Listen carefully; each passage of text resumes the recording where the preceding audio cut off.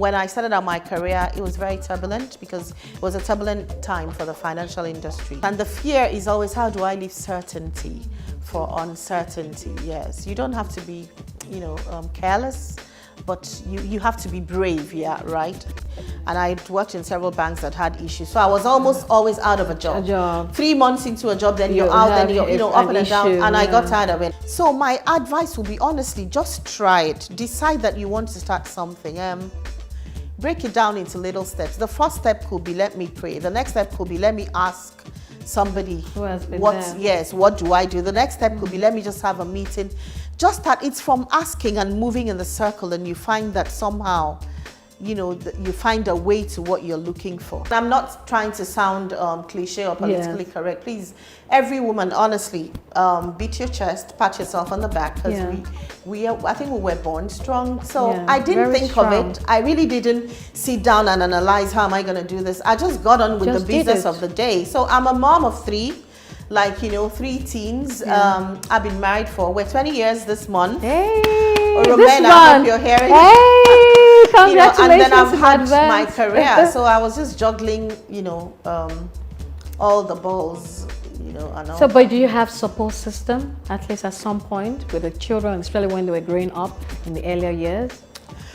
So I remember, well, of course, my family, my husband and I, we're both career-minded people, so we understand and we support each other. My husband travels a lot, and I fill in the gap when he's not there, and so same. He does when you're not there. And all that. And then he's a the way hands-on Nigeria dad, is. so which works. He's a hands-on dad. He tries 30%. And then the way Nigeria is, we our culture. You always have family and all that. And then in the earlier days, I traveled a lot with my kids and my domestic staff. I remember my friends would call my domestic staff executive staff. Which country are you going to this year? And all of that. So when I was raising when they were smaller, I traveled with my kids everywhere. If I had to go anywhere, I went with my kids. I'm a hawk of a mom. My eyes always on my kids. You can't leave them. I don't think anybody can do it better. Not even Mena. Mena, sorry. So it's okay. I'm sure he understands it. Carried them everywhere. I remember a day when I was working in the bank, and my child was in the creche, and the creche closed, and we had to work late in the bank. I brought her, because I didn't trust the staff that I had. I didn't want to leave the child with the staff, and I insisted that they came to the bank, and I asked for permission from my boss for them to wait in the bank so I could keep my eyes on. We were there till 11 p.m. Wow. And at some point the child was wailing, and everybody knew Winifred's child was in the bank, and all of that. Anyway, see all the sacrifices that we do as mothers. So I just kind of managed. And look at where you are now. They are not all adults in schools, and now you're free to fly and spread your wings, and it's amazing. And they've turned out to be very good humans. For the society. I'd like to think so, thank God. You have a book called Life Unusual, which suggests a unique perspective of pursuing passion. Could you share how this philosophy has influenced your entrepreneurship journey? Whoa, so Life Unusual is a bit of a personal story, because, based on my conviction, so it's kind of faith-based, and how really whatever we do is spiritual. Now, whatever anybody's, yes. Oh, okay. So whatever anybody's convictions are, if your conviction is some deity, some God, hold on to it. My conviction is God. It's God Almighty. And I try to bring out the influence and the fusion between that. I have a really, my career success story is nothing short of a miracle. And I'm going to and so I built on those principles to say that work, career, business, everything you're doing is spiritual. And all of that. And I shared my own insights. Now, the summary of what, like I said, when I started out my career, it was very turbulent because it was a turbulent time for the financial industry.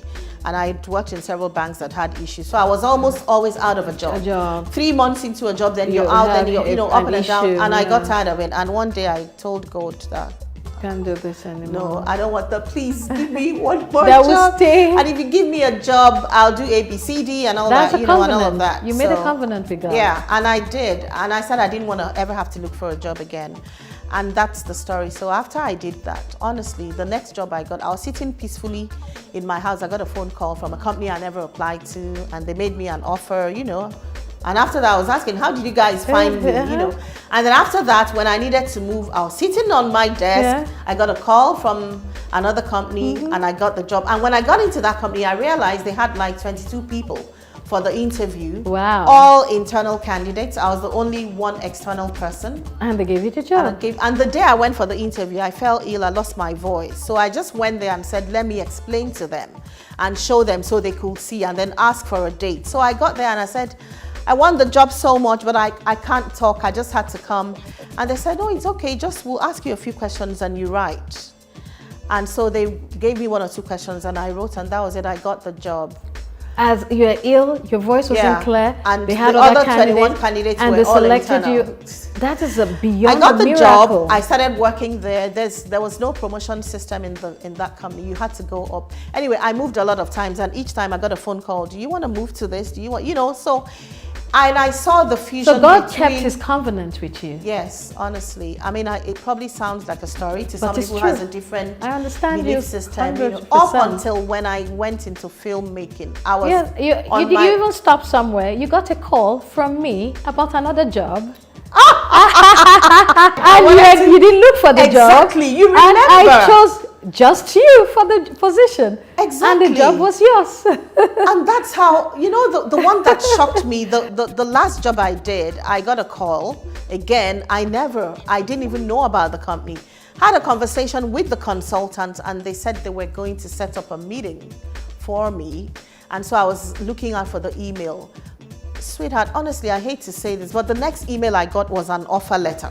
Wow. It sounds ridiculous, right? I'm wow. embarrassed because, but that's what happened. I'm a living testimony. I called you and I said the job was for you.